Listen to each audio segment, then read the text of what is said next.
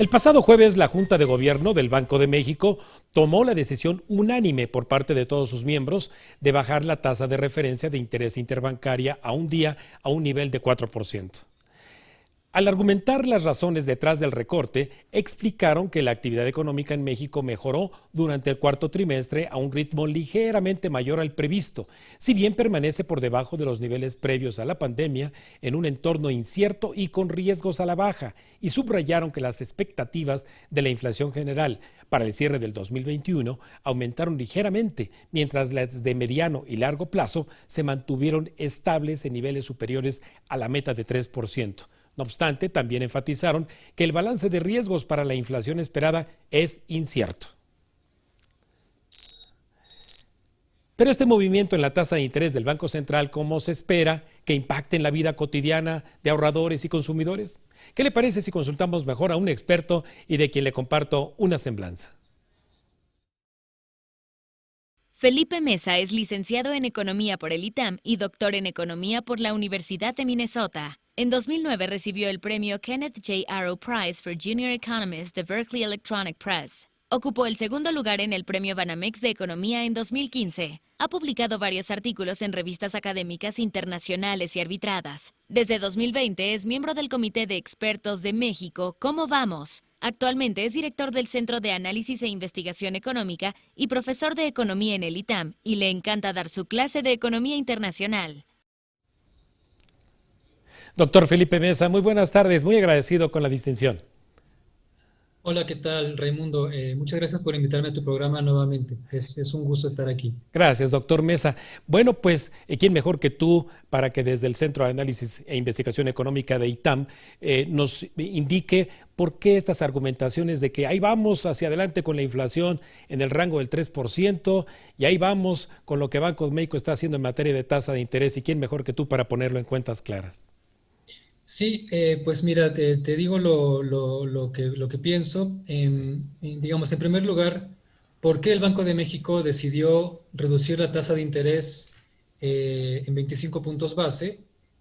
Hay varios argumentos, tú mencionaste algunos de ellos. Un primer argumento es que en el lenguaje del banco hay amplias condiciones de holgura. Esto básicamente quiere decir que la actividad económica está muy deprimida.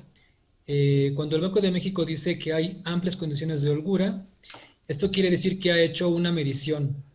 Ha comparado la tendencia que tenía la economía mexicana con lo que se observó el año pasado, y pues claramente lo que se observó el año pasado está muy por debajo de la tendencia que tenía la economía mexicana.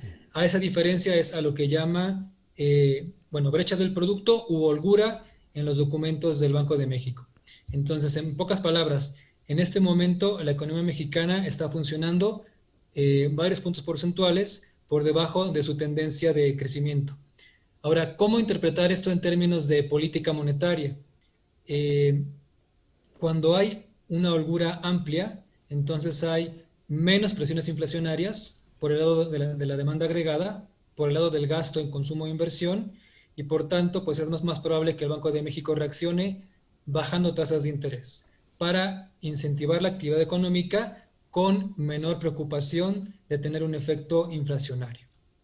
Esta, Entonces, ese es... sí, Sí, perdón. adelante, Rey. Sí, doctor, no. Esta preocupación entonces del Banco de México, y tú nos traduces muy bien, quiere decir entonces que esta amplitud que hay en la economía para crecer tiene que ver con lo que ve la gente común, de que hay capacidad productiva ahí donde trabaja, hay capacidad para poder aprovechar activos que están por ahí también sin ocupar. Es decir, ¿ese es el horizonte de expectativas? Yo interpretaría esta amplia holgura que mide el Banco de México Sí. como proviene de una fuerte reducción en el gasto de hogares en términos de consumo y de empresas en términos de inversión y compra de insumos. Digamos, la pandemia pues golpeó severamente a empresas y hogares. Ambos reaccionaron reduciendo el gasto.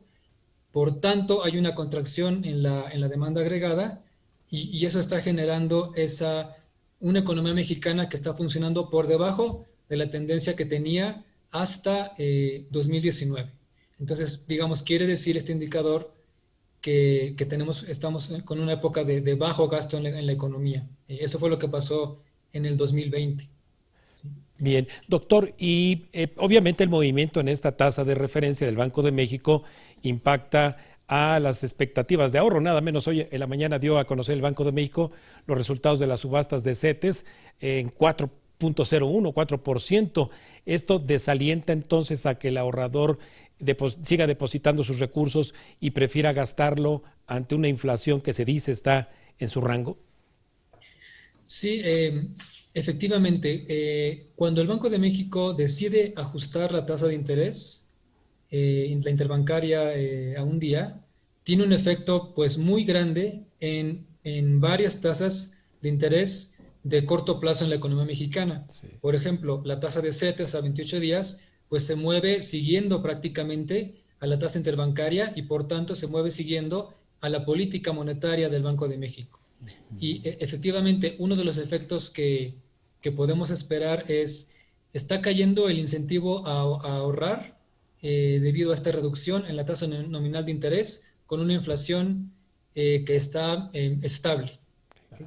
Entonces, está cayendo ese beneficio a ahorrar y, bueno, todo lo demás constante. Un efecto esto debería incentivar el gasto tanto de hogares como de empresas, debería incentivar la demanda de crédito para financiar, pues, por lo menos una parte de ese mayor gasto en consumo e inversión. Esa sería una dirección en la que este ajuste por parte del Banco de México empuja a la economía, efectivamente.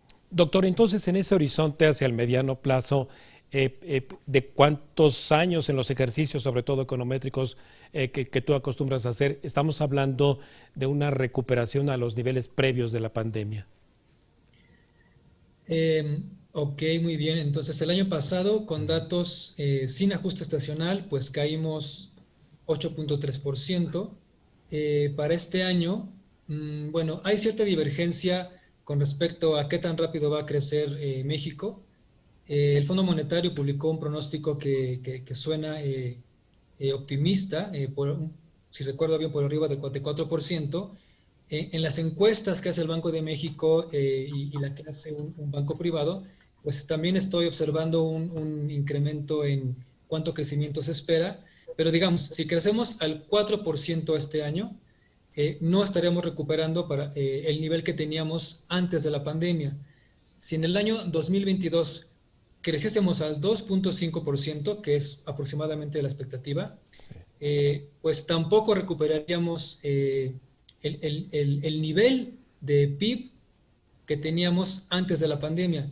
Entonces, si no es en el 2021 ni en el 22, tal vez hasta 2023 podamos recuperar el nivel de actividad económica a finales que teníamos prepandemia. Entonces, aunque las expectativas de crecimiento están mejorando para este año, para años posteriores no está habiendo gran mejora, así que vamos a estar lejos del nivel prepandemia durante varios años, tal vez 2 años por lo menos. Oh, caray. Una de las variables económicas que va acompañando, desde luego, este escenario macro es el empleo, doctor. Y el día de ayer, nada menos, INEGI daba a conocer los resultados definitivos a diciembre.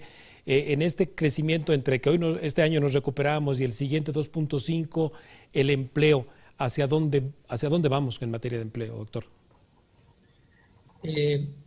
Bueno, claramente entre más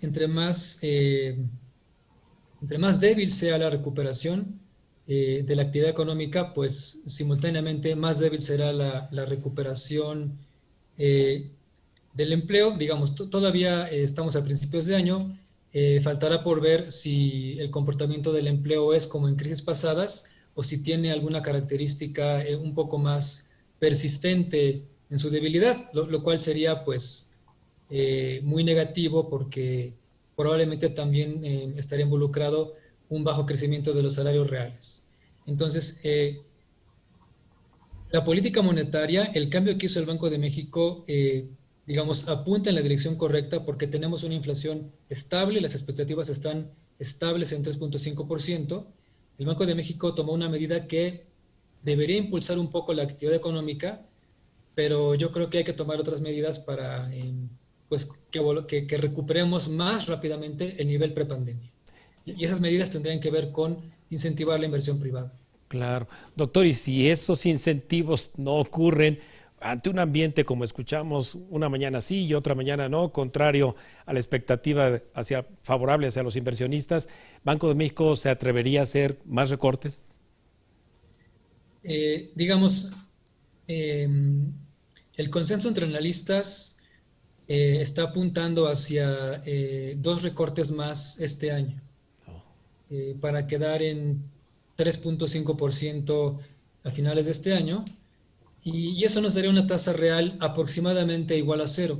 Ahora, ¿por qué ese valor es un punto de referencia? Bueno, digamos, las cosas cambian muy rápido, pero en respuesta a la recesión de 2009, que tuvo como origen las hipotecas en Estados Unidos, la subprime, pues tuvimos una época de tasas de interés bajas en México durante varios años, hasta que el Fed, el Banco Central de Estados Unidos, empezó a subir la tasa y el Banco de México lo siguió.